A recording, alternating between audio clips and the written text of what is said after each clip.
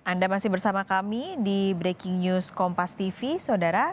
Kami masih menyiarkan jalannya persidangan untuk terdakwa Putri Chandrawati dan juga Verdi Sambo dengan kehadiran 10 saksi yang dihadirkan oleh Jaksa Penuntut Umum pada hari ini. Kita bincang lagi ngobrol-ngobrol dengan Bang Jamin Ginting yang masih bersama kami di Breaking News Kompas TV. Bang Jamin, kalau melihat saksi yang diperiksa ini yang dihadirkan duluan ajudan-ajudannya, Bang Jamin ada 4 orang. Ini strateginya agak berbeda dengan ketika pekan lalu Susi yang dihadirkan pertama. Ini apakah strategi dari majelis hakim atau apa, Bang Jamin? Ya, jadi kalau kita lihat di sini, saya melihat dari sistem jaksa ya, karena jaksa yang menghadirkan, dia yang mempunyai strategi untuk pertama sekali siapa yang akan dihadirkan. Nah, kalau dari strategi jaksa, khawatir kalau Susi dihadirkan duluan sama si pembantu yang lain, Kodir, ini jadi dramanya nggak berkepanjangan nanti. Kita tahu ya drama yang kemarin aja sudah agak melelahkan begitu. Takutnya hakim dan juga yang lain emosionalnya muncul dan sehingga untuk pemeriksaan tidak efektif ya terhadap yang lain. Dan ini juga kan terkait dengan motif yang dimunculkan oleh FS dan juga Ibu Putri terkait adanya pelecehan seksual. Jadi mereka nggak mau terjerat dalam situasi seperti itu menurut Mhm. perhitungan saya. Jadi lebih baik bagi mereka untuk memeriksa saksi-saksi yang menurut mereka lebih kooperatif dulu, ya, lebih Oke. kooperatif, lebih bisa memberikan penjelasan yang terang dan jelas, ya, sampai nanti akhirnya mereka boleh memeriksa ART kalau di tengah atau di akhir begitu ya. Jadi ini strategi Bapak sekalian terkait dengan jaksa. Jadi jangan sampai nanti kesan pertama sudah berbahaya gitu, sangat emosional gitu Mhm. ya. Ya, jadi itulah. Dan rentetan kejadian ini sebenarnya walaupun kita ketahui ya, awalnya memang kan kalau ceritanya di Magelang, ya harusnya kan di Magelang itu kan Susi dulu ya, yang harus diperiksa karena terkait itu. Tapi karena ini khusus buat Pak Sambo dan PC, yang kaitan dengan pasal 340-nya terkait pembunuhannya, maka dia ambil dari konsep pembunuhannya dulu, bukan diambil dari motif yang Oke. dihadirkan oleh pengacaranya. Dia nggak mau terbawa arus dari Mhm. pengacaranya nanti lebih banyak, karena lebih siap ya. Tentu kalau pengacaranya masih segar, ya ini masih fresh begitu ya, mereka bisa lebih kenceng nanti untuk mengejar Susinya dibandingkan yang lain. Jadi kelihatannya begitu strateginya, dia akan lebih mengarah kepada ajudan, patwal ya yang mengawal mobil perjalanannya dari Magelang ke Jakarta dan apa-apa yang lain ya terkait dengan Deden dan yang lainnya terkait dengan pengawal-pengawal daripada FS ini. Begitu, Mbak. Mhm. Ini yang lagi diperiksa saat ini masih Daden, yaitu ajudan, masih diperiksa oleh majelis hakim.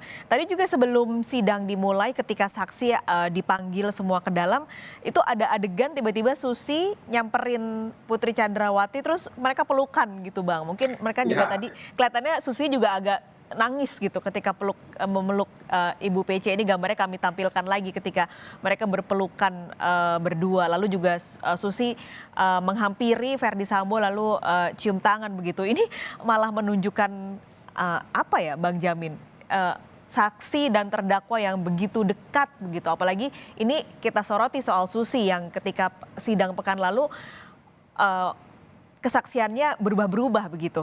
ya. Sebenarnya kalau kita PH itu hal seperti ini harus dihindari. Ya ya ya ya. Nggak boleh, nggak Aha. boleh. Karena saksi itu kan bukan untuk pembelaan terdakwa dihadirkan di sini. Saksi itu dihadirkan dalam rangka membuat terang suatu tindak pidana. Jadi kalau dia sudah ada relasi kuasa seperti ini dan hakim melihat secara gestur ya dalam konteks seperti tadi dan relasi seperti ini, hakim sudah menilai wah ini masih dalam relasi kuasa begitu karena Mhm. dia terlepas dari kalau dia bilang oh dia kangen atau rindu kepada majikannya itu nanti setelah persidangan selesai baru ini persidangan kan belum mulai ya jangan dipertontonkan di depan persidangan nanti di Mhm. luar kan begitu atau selesai persidangan. Jadi kalau hal seperti ini dugaan hakim terkait dengan relasi kuasa yang masih melekat dalam diri Susi oleh FS dan PC itu masih ada begitu, dan itu satu poin buat hakim, nanti pertanyaannya nanti akan ditanyakan. Saya khawatir nanti itu ditanyakan juga sama hakim, kalau dia iseng dia bilang kenapa kamu hadir tadi langsung meluk kamu gitu kan. Nah, nanti bisa jadi seperti itu pertanyaannya kan. Jadi Iya. ini keadaan sebenarnya menurut saya PH harus bijaksana gitu. Kalaupun dia hadir datang, tahan dulu gitu, nggak usah dipeluk, nggak usah diapa nanti setelah sidang. Begitu. Hmm. Jadi nggak bisa dipertontonkan begitu di depan umum, ada relasi kuasa yang masih melekat. Gitu. Oke, ini mungkin juga kalau saya lihat jadinya, ya Susi ini memang polos begitu, dia nggak kebayang di pemikirannya kalau yang dia lakukan ini akan berdampak pada, majikannya yang mungkin dia sayang banget gitu, yang dia sudah menghidupi Susi dan keluarganya gitu. Makanya dia melakukan itu karena ya dia benar-benar polos aja, nggak ada pikiran aneh-aneh begitu Bang Jamin. Ya bisa jadi seperti itu juga, dia secara tulus ya untuk, karena, kangen dan rindu begitu. Tapi kan, hakim bisa melihat perspektifnya berbeda begitu. Itu perspektifnya dia masih di bawah relasi kuasa yang masih terpengaruh, karena kepolosannya dia masih bisa dipengaruhi begitu. Hmm. Karena kepolosannya itu dia masih bisa dipengaruhi.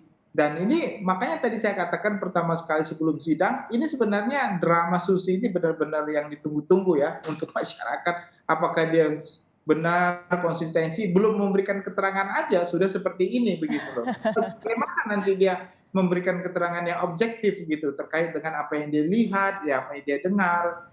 Nah begitu. Pertanyaannya harusnya tadi kalau dia mau bagus, dia salam semua, termasuk saksanya juga harus disalamin begitu. Jadi ada keseimbangan ya, balance ya antara penuntut umum dengan penasihat hukum yang dia Ah, hadapi begitu. iya, Itu normalnya begitulah di dalam persidangan, seharusnya sebagai seorang saksi, malah seorang saksi harusnya nggak boleh gitu betul, untuk kontak langsung dengan terdakwa. terdakwa, nggak Mhm. boleh. Mm-mm. Oke, tapi yang saya juga penasaran sebenarnya, ini kan saksi tadi ada 10 yang hadir dan akan diperiksa hari ini, yang baru diperiksa ada 4 orang. Nah, Bang Jamin kalau di persidangan, saksi-saksi lain yang menunggu itu kan di ruangan. Nah, mereka tuh sebenarnya boleh bawa telepon genggam atau tidak Bang Jamin ketika menunggu?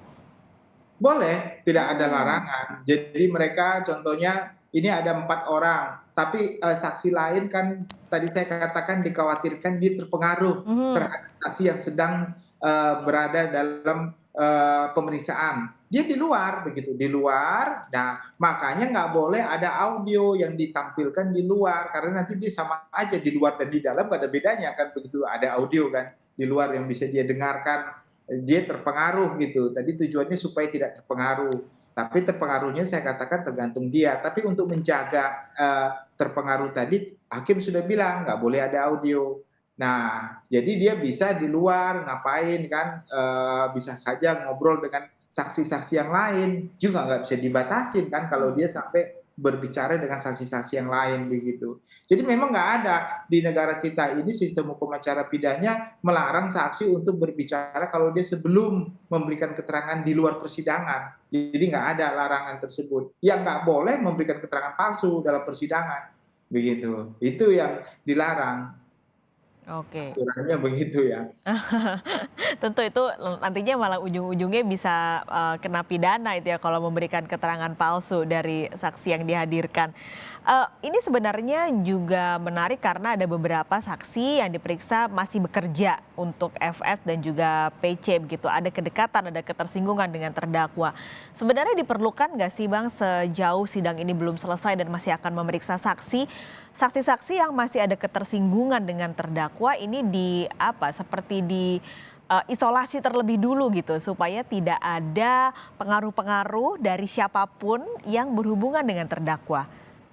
Ya, itu belum ada. Yang ada justru kalau saksi itu merasa terancam ya untuk Hmm. memberikan keterangan terhadap jiwa dan nyawanya gitu. Maka LPSK mempunyai peranan untuk memberikan perlindungan, proteksi ya kepada saksi yang dikhawatirkan saksi akan terancam jiwa atau keselamatannya waktu akan memberikan keterangan tersebut begitu.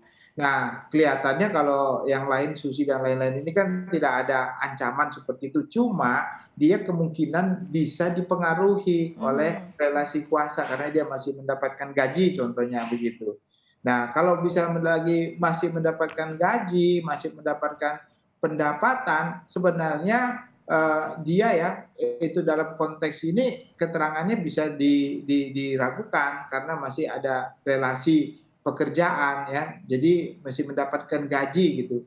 Nah, dalam konteks pidana memang nggak ada larangan dia nggak boleh dihadirkan, kecuali kalau perdata ya, kalau konteks perdata boleh dia mengundurkan diri sebagai saksi karena nanti keterangannya berbeda dari orangnya tersebut untuk memenangkan dia.